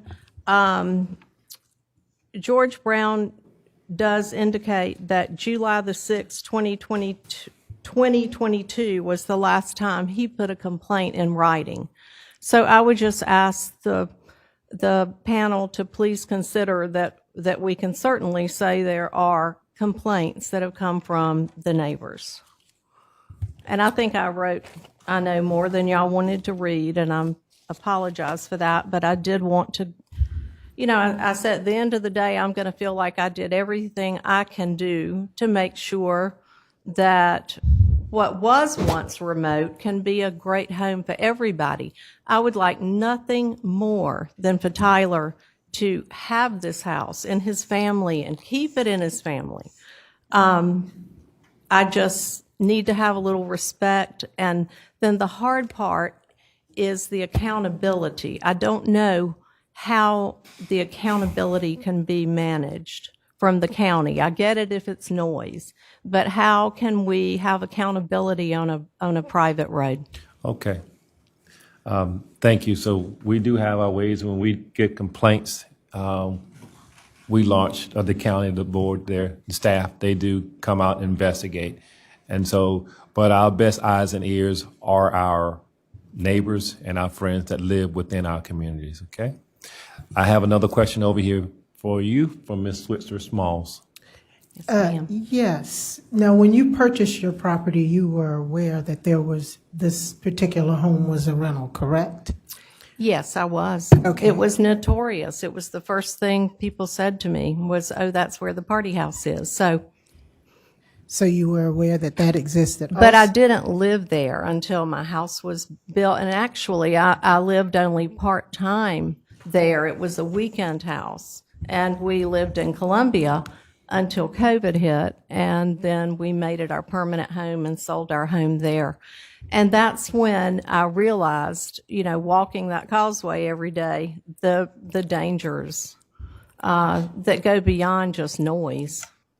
And it sounds like maybe some of the other are there other homeowners there that also own boats, and is there a specific requirement for a certain dollar amount to be contributed to the maintain and upkeep of the causeway, or is it just by whatever each homeowner decides to donate? I would have to defer to our collector of those fees, and I'm happy to share the email that he wrote to all the residents today. He did not ask for a particular amount, but did note that he had a heavy load of gravel coming today that was going to be expensive. It costs more than sand. Okay. I guess my main concern is that he'd been there renting for quite some time before you decided to purchase a home there, and you knew Correct. that. So Correct. I do not dispute that, but that does not mean that these sections, and I need to look at my letters to get them right, that does not mean they don't apply. The J, the K, the L, they still apply, and I still pay taxes too. And I just know that there is, I guess you have the right to subpoena things. You can't take me at my word because I know something I've learned from someone else. But I just don't, I think there's a lot that's not known here. Okay. Well, thank you, Mr. Williams. How you doing? Quick question. Just a question for you. So how do you know that these cars were coming from the applicant's property? Oh, well, you know because you know every one of your neighbor's cars. And like when I referenced the black SUV with Oklahoma plates, after he just about, took my life, I watched him pull right in there. As I'm approaching my house, he's pulling right in the driveway. So I do know. I can tell. I'm not going to say I know. When I'm walking, I walk down the causeway and then back. So it's very easy for me to see who is in their driveway because it is right in front of me. So you think those were renters? A car owned by one of the It was rented renters, then. you think? Yes, Okay. it was rented that day. Okay. Okay. Yes, sir. Mr. Jordan. You said that you put a fence up to keep your dogs on the inside? Mm-hmm. It was a thoughtful neighbor thing. There wasn't any issues with your dogs before the fence? None, except that I was afraid they were going to get run over. Thank you. That was my concern. Okay, Mr. Marchant. Thank you, Mr. Chairman. Ms. Moylan, can you talk a little bit about the uses of the properties on the island? I didn't get a lot of clarity around that. I can. So talk about that first, and then I have another question. This house is not the only house that rents. It's the only house we have problems with that rents. And some of those problems are in the past, to be fair, but some of those problems continue today. And I think it is just maybe a lack of understanding of what we all go through, which is why I wrote a lot to help increase that understanding. As far as who is full-time on the island, we've got 4 couples. I think I'm right that there are 10 physical houses, and 4 families live full-time permanent residents of Big Island. George Brown is a full-time resident. He is a financial guy out of Somerville. He lives there. My husband and I live there. Our son is living with us now also. We have Kimball and Donna Garrett, who were in the house next door, actually. They moved to Big Island from Kiowa, which I thought had to be the greatest contrast ever in terms of changing a location, but they fit in great. And then Don and Kathy DeSalvo moved to Big Island from Atlanta. So we've got some city slickers. So you're the only permanent resident here this evening, is that correct? I am the only permanent resident of a house. Right. We have another neighbor who owns a lot. More importantly, the lot right next door. Okay. But I am the only one who is here.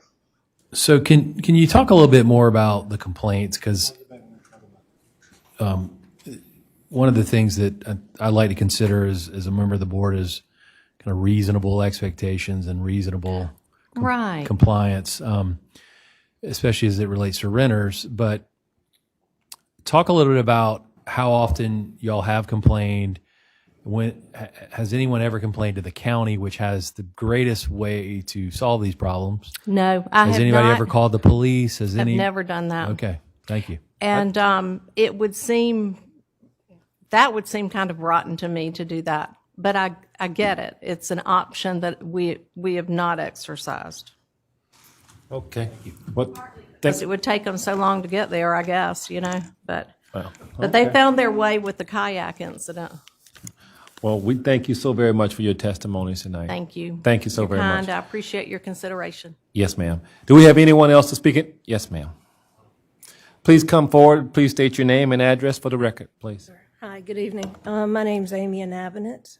I own the property adjacent to Mr. Bill's, Okay. 8961. Would you please say that a little bit louder? Yeah, I'm a low talker, sorry. That's okay. I own the property at 8961 beside Mr. Bill. All right, so you reside where? I do not, I reside in Mount Pleasant, South Carolina. And your address there? It's 2037 Shell Ring Circle. Thank you. Please proceed. Yeah. I don't think the purpose of any of this has been to try and stop Mr. Bill from renting. He has a right, I mean, under the whatever, that's his right.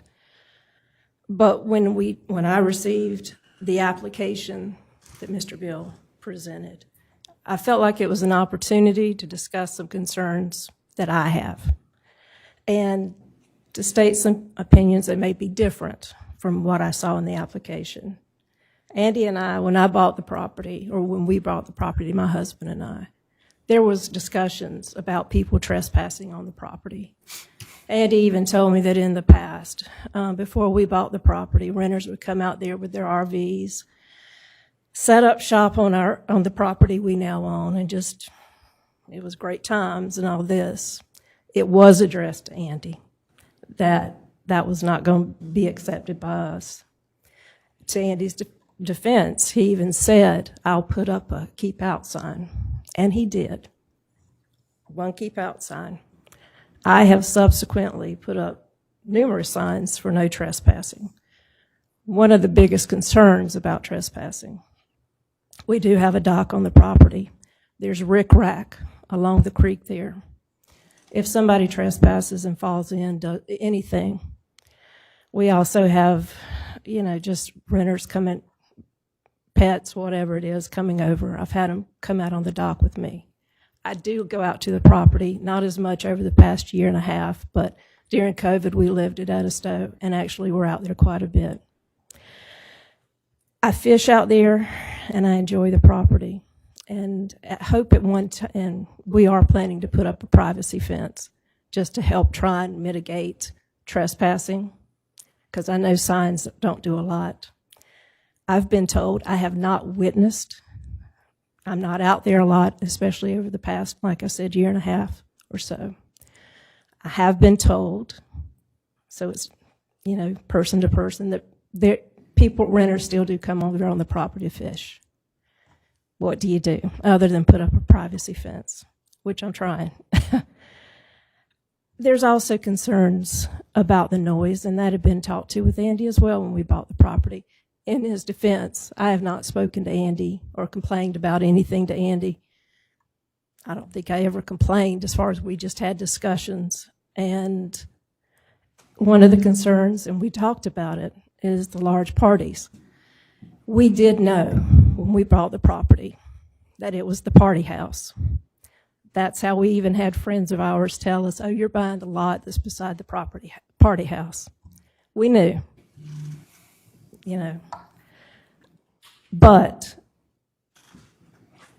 we also saw an opportunity to own property at a beautiful place. And in the future, though we're not out there all the time now, I have, when I've been out there during the day, you can hear the music.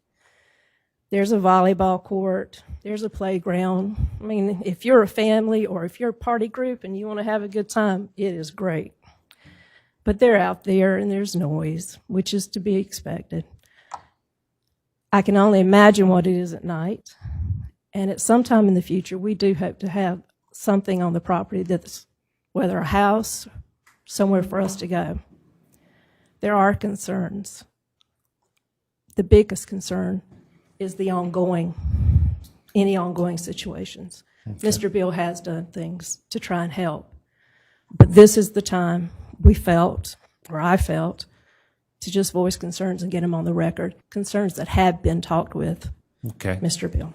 Thank you so very much. Hold one moment. Sure. Do we have anyone that has a question for this young lady? No? Yes, Mr. Nelson? Just from hearing the past two testimonies, it sounds like the neighborhood's not necessarily opposed to them renting the house. You're just asking for restrictions on how they use the property, correct? No, but I can only speak for myself. I'm not opposing him renting. I mean, that's his property. I understand that. And I understand he needs, I understand when you need to rent property. I've rented property in the past. I get it. Stopped very quickly because it wasn't worth the headaches. The thing is, I think this is the time and the place to address the concerns in a more formal setting. I think that there has to be a way to help make sure that there aren't large parties out there, that there aren't noisy parties out there, that our causeway is maintained. And let me help you with the causeway too. The causeway is pretty much a single lane with with a blind curve that's really bad. The renters don't have, as we say, skin in the game. And there is speeding on the causeway, and they're not the only ones. I mean, let's be honest, that's not. But you do see definite tendencies for there to be more aggressive driving from them, and just they're there for a week or a few days and then they're gone. So, okay, what's the speed limit? We had again, this is a private road. The speed limit posted is what? 15 miles per hour. 15? 15. Okay.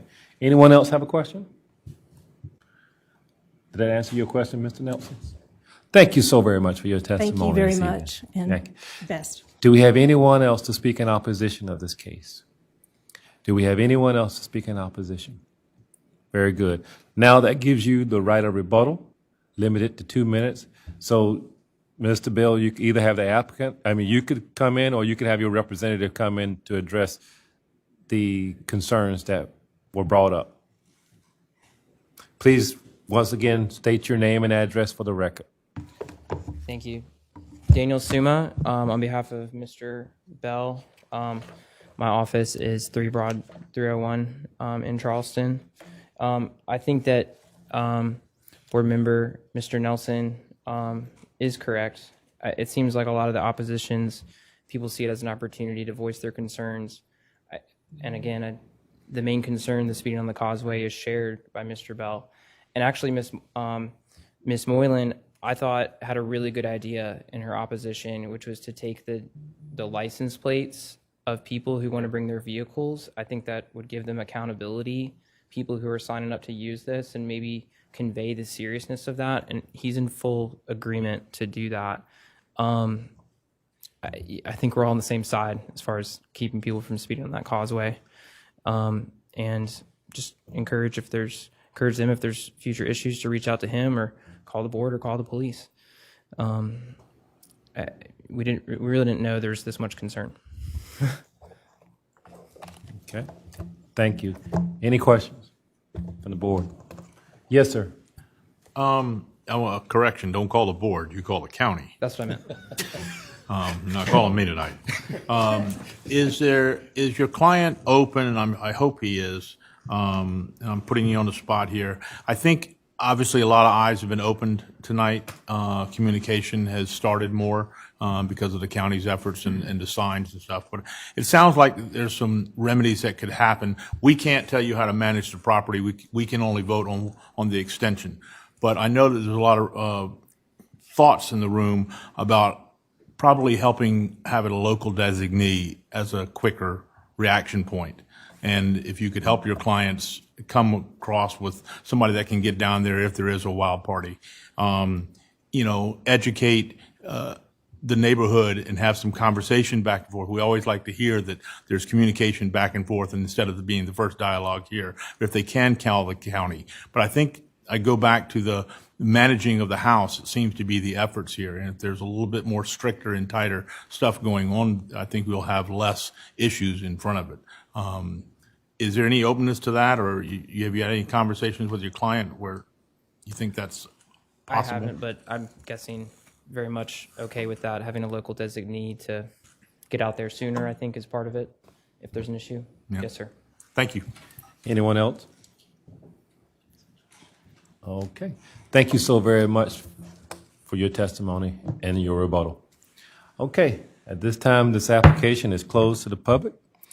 Board members, do you have any questions from staff? Yes, Thank you, Mr. Chairman. Marchant. Has staff ever gotten a complaint about this project before today? No, This sir, week? not until the letters and stuff were sent out. Yeah. Thank you. Did we receive anything? Thank you. No, ma'am, it's over. Do we have any questions, any more questions for staff? Okay. All right. Well, ladies and gentlemen of this august body, I need a motion to either approve or deny this particular application. That rings a bell to you, Mr. Evans. I'll go if no one Yes, else- please. Mr. Chair, I will, I don't have my agenda here. I move that we approve the extension of this application, a case, I'm sorry, I don't have it in front of me. BZA 05. BZA 05 2300673, that we approve with all staff comments. And conditions? That's it. And conditions? And conditions. Do we have a second? Second. I have a second from Mr. Nelson. Any discussion? I think everybody's been more educated tonight. They need to call the county if they're in compliance, and I think the applicant understands more things that they need to do. Okay. I'll bring it to a vote. Call for the question. All those in favor, please indicate by saying aye and raising your right hand. Aye. Any opposed? There is none. It is unanimous. Thank you. So, Mr. Bell, your application has been approved. You will be getting information from staff within the next 10 working days, letting you know everything that needs to take place. Once again, sir, congratulations and good night, sir. Thank you. Finally, our last case for tonight is case BZA 0523-00674. Want to take a quick break? Do we need a break? Does anybody need a break? As a group, do we need a break? Please, if you need to take, I think this can be moved forward quickly. Mr. Dowling?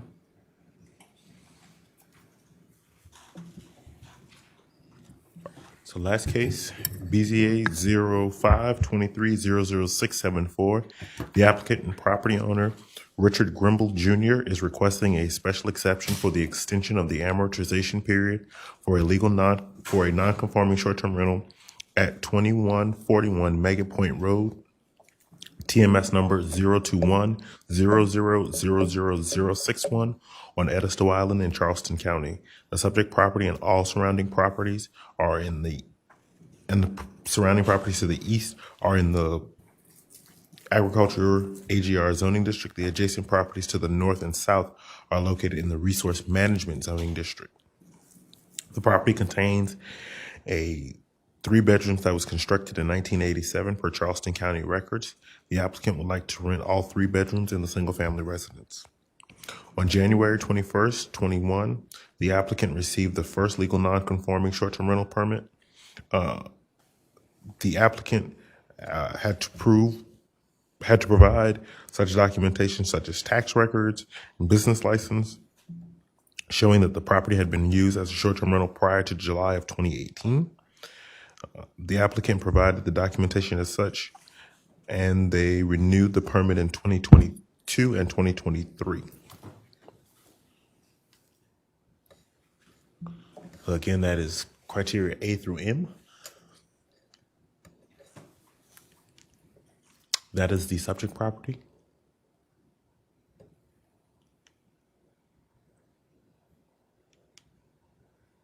An aerial view of the subject property.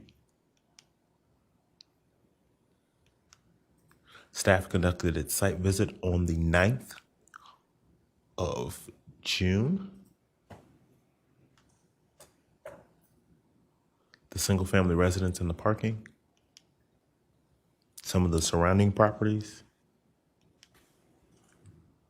Maggot Point Road. The site plan that was provided. The plat. Criteria A through M again.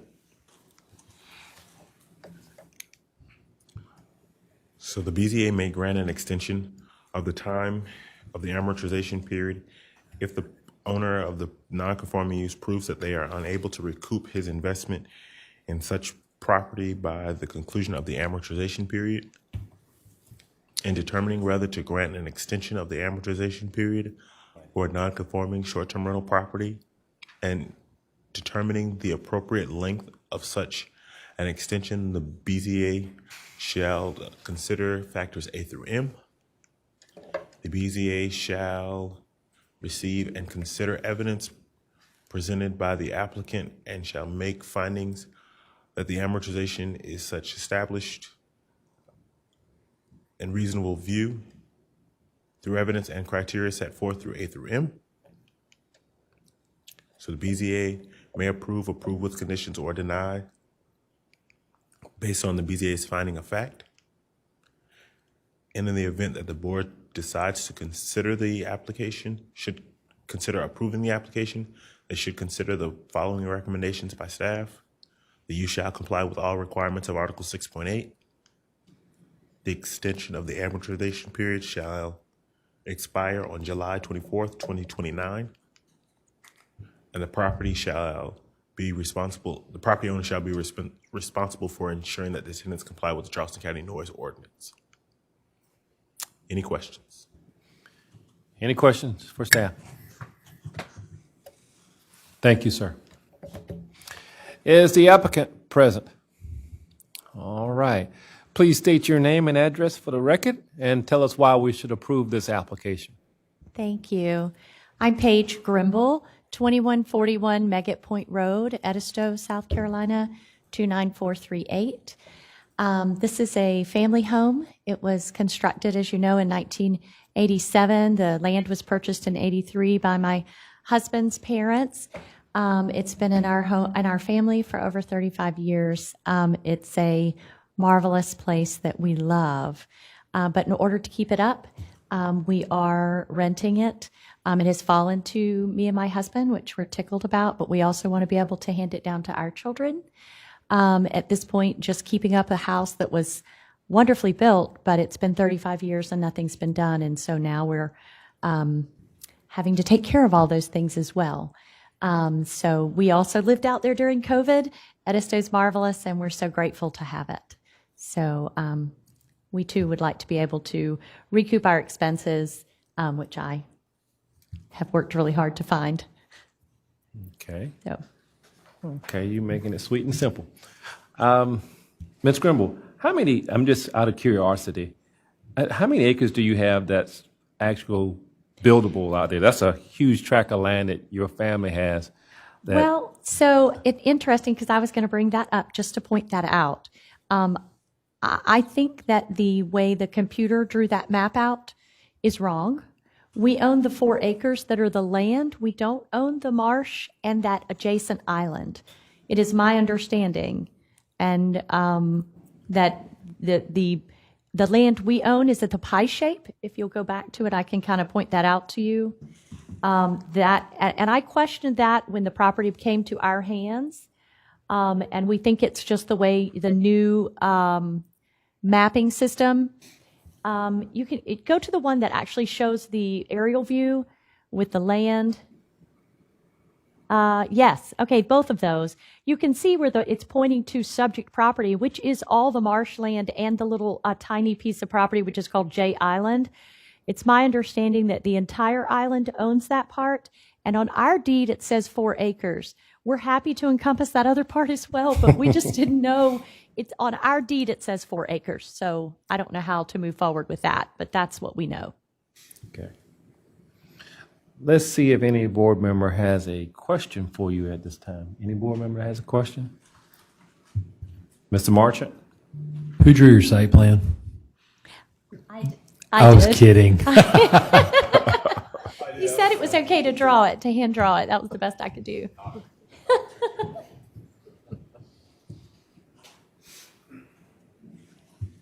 Mr. Chairman, in all seriousness, can you talk a little, I mean, I ask this question every time.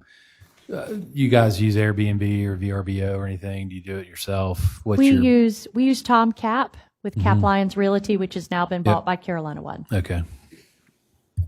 Okay.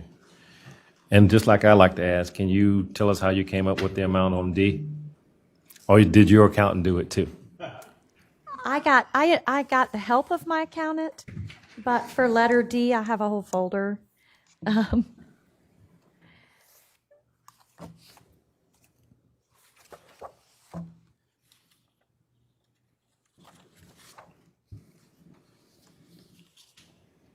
minute, I'm gonna have to look that one up. Hold on 2 seconds. Oh, for the actual and depreciated value. Yeah, so it's our taxes are the actual value. I was a realtor. My thing's on the shelf. So if you look up property and comparisons, about right now, that's about where the property is. I don't know, in 1 million, and then the expenses or the depreciated value right now is in the 779, I believe, something like that. And that's in taxes as well. So, Did I answer that properly? Well, you answered it. Okay. That's to your best ability, and I appreciate that. This board appreciates that. Have you had any complaints? Otherwise, stated None from at any of all. the- Our house is for quiet pleasure, and it's been lovely, and we're grateful. Edisto is a marvelous small community, and so I understand with all of us, we work really well together, and it's nice to have that small town and all those people with Carolina One, and they all live there and help us if we can't be there. My husband and I take care of the property ourselves, and when we can't, we're grateful to have people who know their business, like plumbing and electrical. That's not us. Okay. Any other board members that have a question? I just have one quick one. Yes, sir. So if this extension passes, you won't be able to be conforming in 5 years. What are your plans? We will not. I requested a 10-year, or I even emailed Joshua and said, I didn't realize that this was a one-time thing, a one and done. That's just for us, in order to be able to keep up the property. It makes a lot of sense. Like a lot of people in Charleston or anywhere who have a second home, to be able to rent the house. We've on I think the most it's ever rented has been 8 to 10 weeks. It's an unusual property. It's not beachfront, so it's not a big renter's property. You're going to only want to come there with a specific outdoor sporting type of mind or a getaway. So we don't want to rent it a ton, but the renting that we are doing is helping us pay the taxes, keep the upkeep, even just taking care of the trees on a property that size can be close to, $4,000 to $5,000 a year just for the trees, to have people come in and take care of that. So Thank you. Anyone else? Thank you so very much, Ms. Grimble, for your testimony today. Thank you. thank you. Do we have anyone else to speak in favor of this application? Do we have anyone else? Do we have anyone to speak in opposition to this application? Do we have anyone else to speak in opposition? Very good. This case is closed to the public. Board members, do we have any additional questions for staff? Okay. Well then, ladies and gentlemen, I need to get a motion to either approve or deny this application. All right, Mr. Nelson, if you would, please. Mr. Chair, in the matter of a BZA case, or case BZA 0523000674, I would make a motion that we approve the special exception and would add the 3 criteria recommended by staff. Very good. Second. Mr. Williams, I will second that. Any discussion? Very good. No discussion. At this time, I'll ask for the vote. All those in favor, please indicate by saying aye and raising your right hand. Aye, it's unanimous. Well, any opposed? No. So, Ms. Grimble, your application has been approved. Within 10 working days, staff will send you information letting you know the next steps in the process. Once again, thank you and congratulations and good night. Ms. Working, the floor is yours. Before you dismiss us, get ready, I'd just like to say it's good to see the two of you, Andrea and Joel, here tonight. It's always a wonderful privilege to have you here, keeping us. And I'm glad we're still using a ghost body. Good things are hard to die. Keep it going. I thought that would pretty much catch your attention tonight. Yes. Ms. Workin, thank you. Oh, yes. So we'll see you again on July 10th. We have 7 new business cases for July. 10 for August right now. With other people waiting to try to get on. For August, 1 for... None for July. So. Anything that's going to raise our eyebrow? No? She asks me that all the time. We never really know until the letters go out. Okay. And the signs are posted. And Okay. I mean, we have some general idea. Trees are always a big one. Yes. Trees, yeah. Yeah, yeah. Well, once again, board members, I thank you for your time and the dedication that you make each time coming here. Please be safe during this 4th of July holiday weekend. And otherwise, this meeting is properly and duly adjourned. Thank you.